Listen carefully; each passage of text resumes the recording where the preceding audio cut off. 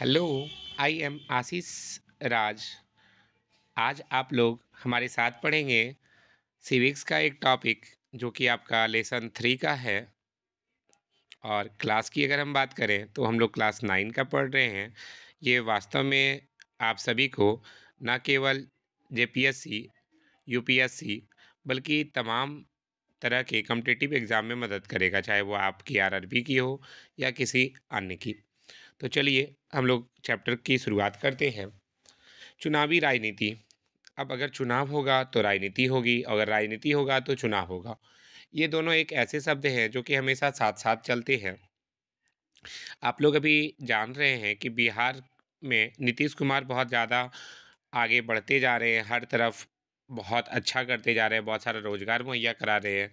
तो वहीं बगल में झारखंड की स्थिति बहुत बुरी है। झारखंड के मुख्यमंत्री ईडी के गिरफ्त में आ चुके हैं और गिरफ्तार हो चुके हैं। और अभी नए मुख्यमंत्री का कयास लगाया जा रहा है कि चंपई सोरेन को बनाया जाएगा। हालाँकि चंपई सोरेन ने अभी तक शपथ ग्रहण नहीं लिया है। ये बात पर ध्यान रखिए, जब तक शपथ ग्रहण नहीं लिया जाएगा, तब तक नहीं कहा जा सकता कि वे मुख्यमंत्री बन गए। हालाँकि उनके पास 47 विधायक का सपोर्ट है, तो फलस्वरूप अधिक उम्मीद है वही विधायक बनेंगे। हालाँकि कल्पना सोरेन से भी उम्मीद लगाई जा रही थी। तो ये सब चुनाव में राजनीति होता है और एक कारण ये है कि हमारे मुख्यमंत्री इसलिए भी गिरफ्तार हुए क्योंकि उन्होंने घोटाला किया था। लेकिन मूल कारण अगर बोले ना तो बीजेपी और कांग्रेस की लड़ाई भी इसमें एक महत्वपूर्ण भूमिका निभाती है। तो आखिर ऐसा क्यों हो रहा है? तो चुनाव के लिए हो रहा है। आप लोग सभी जान रहे हैं कि 2024 में चुनाव होने वाला है। तो कहीं न कहीं इसके पार्टी को निम्नतर दिखाने के लिए भी ऐसी राजनीति की जा रही है। अब चलिए हम लोग जानेंगे इसमें लोकतंत्र क्या है। तो अब तक आप लोगों ने पढ़ा था कि लोकतंत्र के लिए यह ना तो संभव है, ना ही ज़रूरी है कि लोग सीधे शासन करें। हमारे समय में लोकतंत्र का सबसे आम स्वरूप क्या है? लोगों के द्वारा शासन। ये ध्यान रखिएगा। लोकतंत्र का सबसे आम स्वरूप क्या माना जाता है? लोगों द्वारा अपने प्रतिनिधियों के माध्यम से शासन का चलाया जाना। इस अध्याय के बाकी हिस्से में हम इन्हीं पैमानों के आधार पर भारत में हुए चुनावों का मूल्यांकन भी करेंगे कि भारत में चुनाव कैसे हो रहे हैं, क्या-क्या इसका निर्धारण है, प्रत्यक्ष चुनाव क्या होता है, इन बातों की चर्चा की जाएगी। अब आता है चुनाव क्यों ज़रूरी है। यहाँ पर देखिए एक कहानी दी गई है। ये आपका कहानी देवीलाल के बारे में है। यह हरियाणा का विधानसभा चुनाव से जुड़ा हुआ है। तो यहाँ पर देख रहे हैं आप आधी रात के बाद का समय है, यानी 12 बजे रात के बाद भी स भीड़ जो है बहुत ज़्यादा उत्सुक है, पिछले 5 घंटे से अपने नेता के आने का इंतज़ार कर रही है। आयोजक भीड़ को बार-बार भरोसा दिलाते हैं कि नेता बस आने वाले हैं। कोई भी गाड़ी पास से गुजरती है तो सबको लगता है नेता आ गए। ये नेता हैं कौन? तो देवीलाल हैं, जो कि हरियाणा संघर्ष समिति के प्रमुख हैं। ये देव नेता कौन है? हरियाणा संघर्ष समिति के प्रमुख, इनका नाम है आपका देवीलाल। ये गुरुवार की उस रात को करनाल में भाषण देने आने वाले हैं। 76 वर्ष के इस नेता को आजकल जरा भी फुर्सत नहीं है, तो उसके बारे में बताया जा रहा है। और इनका कार्यक्रम बहुत लंबा टाइम तक चलता है। पिछले 23 महीना से वे लगातार जनसभा कर रहे हैं और चुनाव की तैयारी कर रहे हैं। तो सोचो 76 साल का उम्र होने के बावजूद भी ये अपने काम को लेके बहुत ज़्यादा डेडिकेटेड हैं। तो बाद में ये हरियाणा के चुनाव में जीत भी जाते हैं देवीलाल। और नॉर्मल सा बात है, कारण क्या हुआ? क्योंकि लोग पहले की सरकार से नाखुश थे और देवीलाल बहुत अच्छा-अच्छा वायदा किए। तो उस वायदा से लोग आकर्षित हुए और उनको जमकर वोट मिला और विधानसभा के 90 सीटों में 76 सीटों पर इन्होंने जीत हासिल कर ली। किसने? तो देवीलाल ने, ध्यान रखिएगा। लोकदल को अकेले ही 60 सीटें मिली और उसे स्पष्ट बहुमत भी मिला। कांग्रेस के हाथ में तब सिर्फ 5 सीट लगी थी। ये ध्यान रखिएगा। ये उस टाइम का बात है जब आपका देवीलाल हुआ करते थे हरियाणा के मुख्यमंत्री। ठीक है? अब आता है कांग्रेस के हाथ उस टाइम कितना सीट लगा था? मात्र 5 सीट लगा था।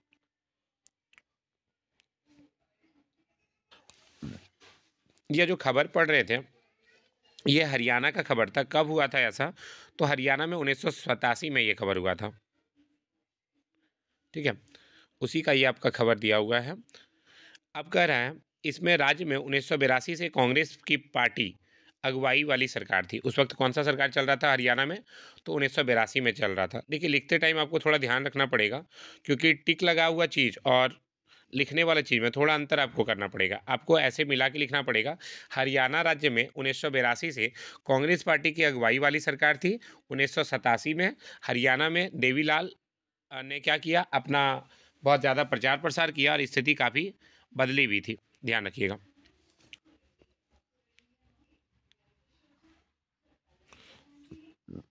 अरे यार, ई काहे टिक हो जा रहा है। अच्छा, इसको मैं कट कर दे रहा हूँ। अब आता है विपक्ष के एक नेता चौधरी देवीलाल ने न्याय युद्ध नामक पार्टी का नेतृत्व, आंदोलन का नेतृत्व किया था। तो ये भी आपको ध्यान रखना है। विपक्ष के एक नेता जिनका नाम क्या है, चौधरी देवीलाल है, इसने कौन सा आंदोलन किया? तो इन्होंने न्याय युद्ध नामक आंदोलन का नेतृत्व किया। लोकदल नामक अपनी पार्टी का गठन भी किया था। उनकी पार्टी ने चुनाव में कांग्रेस के खिलाफ अन्य विपक्षी दलों को मिलाकर एक मोर्चा बनाया और देवीलाल बहुत ज़्यादा प्रचार किया और उन्होंने कहा था कि अगर पार्टी उनकी चुनाव जीती तो किसान और छोटे व्यापारियों के कर्जा माफ़ कर देंगे हम। और उन्होंने वायदा किया यही उनकी सरकार का पहला काम होगा। तो इनका मैनिफेस्टो बहुत ज़्यादा लोगों को पसंद आया, लोग इसको वोट दिए और इनको बहुत ज़्यादा जीत भी मिली। 90 सीट में कितना पे, 76 पर। और लोक दल को अकेले ही 60 सीट मिली और उसे स्पष्ट बहुमत भी मिल गया था। और कांग्रेस के हाथ तब कितना सीट लगा था, मात्र 5 सीट लगा था। उसके बाद लोक दल के नवनिर्वाचित विधायकों ने क्या किया, देवीलाल को अपना नेता भी चुन दिया। राज्यपाल ने देवीलाल को नए मुख्यमंत्री के रूप में काम संभालने का निमंत्रण दिया। तो देखिए, एक चीज़ आपका ये भी इसमें मिल रहा है कि अगर कोई मुख्यमंत्री बनता है तो उसको निमंत्रण कौन देता है मुख्यमंत्री बनने का? राज्यपाल देता है। ठीक है, तो चंपई सोरेन को अभी तक यहाँ का राज्यपाल निमंत्रण नहीं दिया है, ध्यान रखिएगा। निमंत्रण देगा तब वो जाकर के मुख्यमंत्री का शपथ ग्रहण करेगा, अन्यथा अब तक नहीं किया है। उसके बाद यह शपथ लेकर के इन्होंने क्या किया, सबसे पहले बकाया ऋण को माफ़ कर दिया। उनकी पार्टी ने राज्य में 4 वर्षों तक शासन किया। किसकी पार्टी ने? देवीलाल की पार्टी। देवीलाल की पार्टी का नाम क्या है आपका? लोकदल पार्टी। लेकिन अगला चुनाव फिर जाकर के 1991 में हुआ। इस बार पार्टी को उनका समर्थन नहीं मिला और फिर आगे चलकर 1991 में फिर से हरियाणा में किसकी सरकार बन गई? कांग्रेस पार्टी की। तो ये भी आपको ध्यान रखना है। 1991 में कांग्रेस पार्टी ने फिर से चुनाव जीता और सरकार बना ली। कारण क्या हुआ होगा? फिर कुछ लोग देवीलाल से नाखुश होंगे। कांग्रेस पार्टी भी अपना कुछ ज़्यादा प्रचार प्रसार की और जीत गई। तो इस बात से कह सकते हैं कि चुनाव जीतने वाली पार्टी की सरकार बनती है, ये आप सभी जानते हैं। चुनाव किसके बनती है? जीतने वाली पार्टी की बनती है। इसके अलावा राज्यपाल क्या करते हैं? राज्यपाल मुख्यमंत्री को बनने का न्योता देते हैं। भाषण से प्रभावित होकर नहीं दिए हैं, ये लाइन गलत है। किस लिए दिए थे? क्योंकि ये ज़्यादा इनकी पार्टी का नेता ज़्यादा चुना गया था, इनको ज़्यादा सीट पे जीत मिला था। भाषण से प्रभावित होकर इनको न्योता नहीं मिला था, ध्यान रखिएगा। आगे बढ़ते हैं। नॉर्मली चुनाव क्यों होते हैं? तो दुनिया के 100 से अधिक ऐसे देश हैं जहाँ जनप्रतिनिधियों को चुनने के लिए चुनाव होते हैं, ध्यान रखिएगा। अब देखो, कारण ये है, चुनाव अगर नहीं होगा तो पता ही नहीं चल पाएगा। बहुत सारे लोग एक साथ तो बैठ नहीं सकते, पूरे भारत के लोग, इसलिए चुनाव होना जरूरी हो जाता है। आगे बढ़ते हैं। और इसके अलावा ऐसी व्यवस्था बनाई जाती है कि चुनाव नियमित अंतराल पर हो। इसी कारण से एक नियम बना दिया गया, प्रत्येक 5 साल पर क्या होता है? चुनाव होता है। चुनाव में मतदाता कैसे चुनाव करते हैं? तो चुनाव में मतदाता कई तरीके से अपना चुनाव कर सकते हैं। पहला क्या होगा? अपने लिए कानून बनाने का चुनाव करते हैं। वे सरकार बनाने और बड़े फैसले करने वाले का भी चुनाव कर सकते हैं। वे सरकार द्वारा दिशा निर्देश बनाने वाले कानूनों का, पार्टी का भी चुनाव कर सकते हैं। तो ये सब आपका कम इम्पोर्टेंट है, अपने से पढ़ लीजिएगा बस।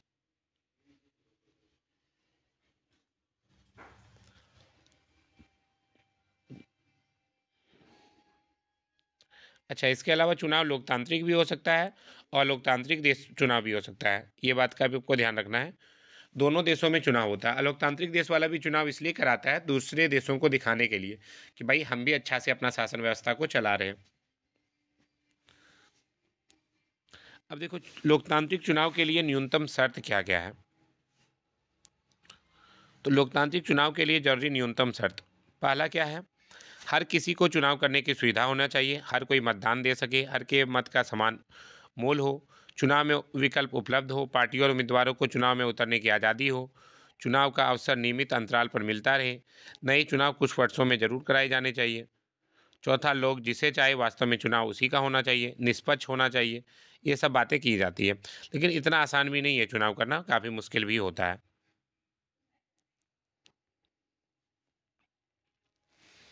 तो इस प्रकार हम पाते हैं चुनाव का मतलब क्या होता है, राजनीतिक प्रतियोगिता या राजनीतिक प्रतिद्वंदिता होता है, ध्यान रखिएगा।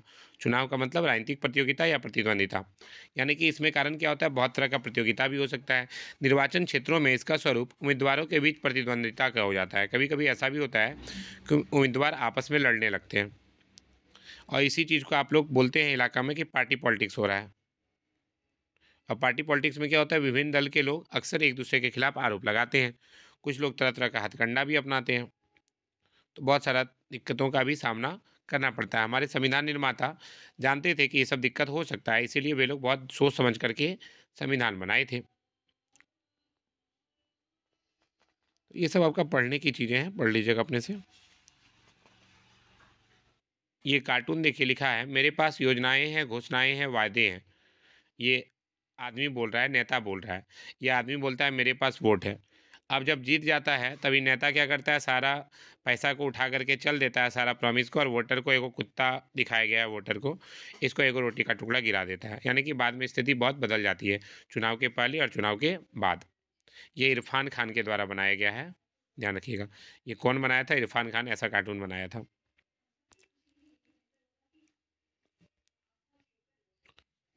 अब देखो यहाँ पर एक लाइन और दिया हुआ है, हमारे यहाँ लोकसभा और विधानसभा के चुनाव कितने साल के बाद होते हैं। तो लोकसभा भारत में लोकसभा और विधानसभाओं के चुनाव हर 5 साल के बाद होते हैं, ध्यान रखिएगा। राज्यसभा में 6 साल, वह 2-2 साल पर वहाँ के लोग रिटायर होते हैं, और 6 साल तक वहाँ का कोई भी व्यक्ति काम करता है जो राज्यसभा का सदस्य होता है। वो पढ़े लिखे लोगों की सभा होती है। और देखो 5 साल काम करने के बाद ये पूरा का पूरा भंग हो जाता है, फिर से नया चुनाव होता है। इसे आम चुनाव कहते हैं। और चुनाव क्या होता है, फिर छोटे छोटे समय अंतराल पर होता है, और सभी चुनाव क्षेत्रों में एक ही दिन या छोटे अंतराल में अलग अलग चुनाव होते हैं। इसको क्या बोलते हैं, आम चुनाव बोला जाता है, ध्यान रखिएगा।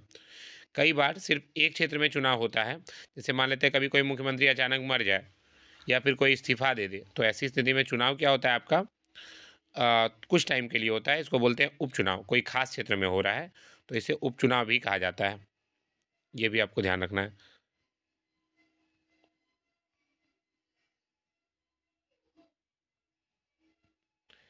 एक क्षेत्र में अगर चुनाव होगा तो उसको क्या बोलेंगे, उपचुनाव। जैसे कि अभी मान लेते हैं, अभी झारखंड में चंपई सोरेन भी ना बने, बीजेपी वाला अपना समर्थन ज़्यादा दिखा दे, एक लोग को खरीद ले, तो अभी अचानक ही क्या होगा, यहाँ पर चुनाव करवाना पड़ जाएगा, तो इसको बोला जाएगा उपचुनाव। अब जैसे कि अभी आप लोग पढ़े, हरियाणा के लोगों ने 90 विधायकों का चुनाव किया था। तो क्या हरियाणा का हर व्यक्ति सभी 90 विधायक के लिए वोट दिया होगा? नहीं। आप जानते हैं कि कुछ लोग वोट दिए होंगे, कुछ लोग वोट नहीं दिए होंगे, कुछ लोग किसी अन्य पार्टी को दिए होंगे। अब देखिए यहाँ पर एक जगह का नाम है आपका, कर्नाटक का गुलबर्गा कलाबुर्गी जिला, ठीक है। ये देखिए कर्नाटक का फोटो दिखाया गया आपको, इसमें गुलबर्गा को दिखाया जा रहा है। और प्रत्येक का क्या होता है, सीमा रेखा को दिखाया गया है कि सबका सीमा रेखा क्या होता है, अलग अलग है। जैसे सेडम का, गुरमितकल का, जेवर्गी का, अफजलपुर का। ऐसे ही आपका झारखंड में भी है, देवघर का क्षेत्र अलग है, आपका गोड्डा का अलग है विधानसभा के हिसाब से अगर हम बोले तो, जरमुंडी विधानसभा का अलग है। तो ये आप सभी जानते हैं।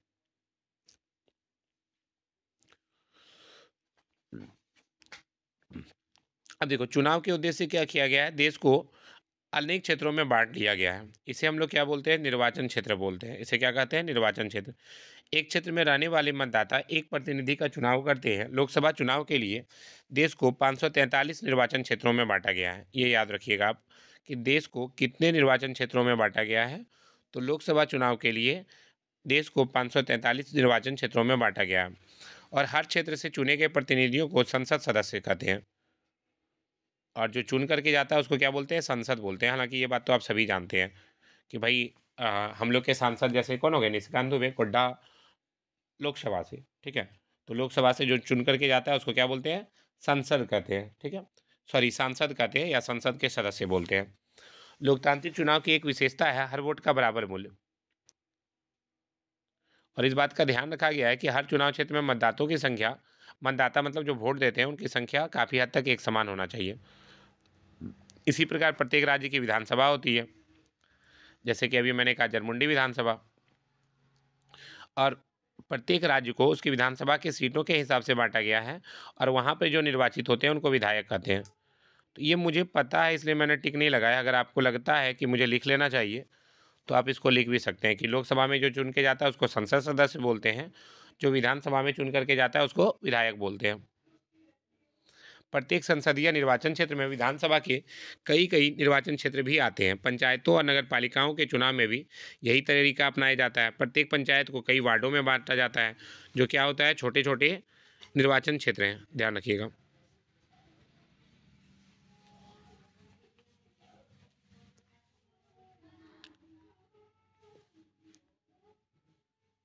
नगर पालिका में भी आपका सदस्य का चुनाव होता है। कई बार निर्वाचक कई बार निर्वाचन क्षेत्रों को सीट भी कहा जाता है, ये भी ध्यान रखिएगा। कई बार निर्वाचन क्षेत्रों को क्या कहा जाता है, सीट कहा जाता है, क्योंकि हर क्षेत्र संसद या विधानसभा की एक सीट का प्रतिनिधित्व करता है। जैसे मैंने कहा कि लोक दल ने हरियाणा की 60 सीटें जीती, इसका मतलब है विधानसभा के 60 निर्वाचन क्षेत्रों से लोक दल के 60 लोग जीत करके राज्य विधानसभा में पहुंचे थे। अच्छा, इसके अलावा हमारा संविधान क्या करता है, प्रत्येक नागरिक को प्रतिनिधि चुनने और जनप्रतिनिधि के तौर पर चुने जाने का अधिकार देता है। प्रतिनिधि चुनने मतलब अपना लीडर चुनने के लिए, और जनप्रतिनिधि मतलब अपने आप लीडर बनने के लिए अधिकार भी देता है। हमारे संविधान निर्माताओं को यह भी चिंता थी कि संभव है खुले चुनावी मुकाबले में कुछ कमजोर समूह के लोग लोकसभा और विधानसभा में पहुंच नहीं पाए। तो इसके लिए क्या किया था, उन लोगों को कुछ स्पेशल छूट दिया गया है, एससी को, एसटी कोटा को, ठीक है, छोटी जात को, सिंपल सभी में बोले तो अनुसूचित जाति और जनजाति के लिए कुछ सीटें क्या कर दी गई है, आरक्षित कर दी गई है।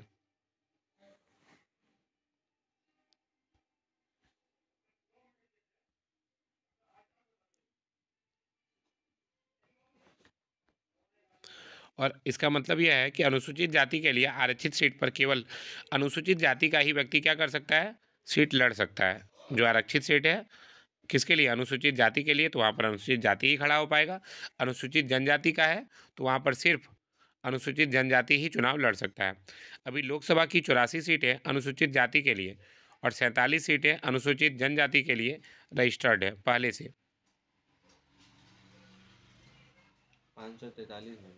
543 में 84 सीट किसके लिए है, अनुसूचित जनजाति के, सॉरी, अनुसूचित जाति के लिए, और 47 सीट अनुसूचित जनजाति के लिए।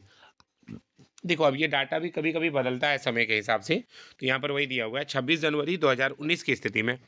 हो सकता है आगे बदल जाए, 84 की जगह बढ़ के 85 हो जाए या घट जाए।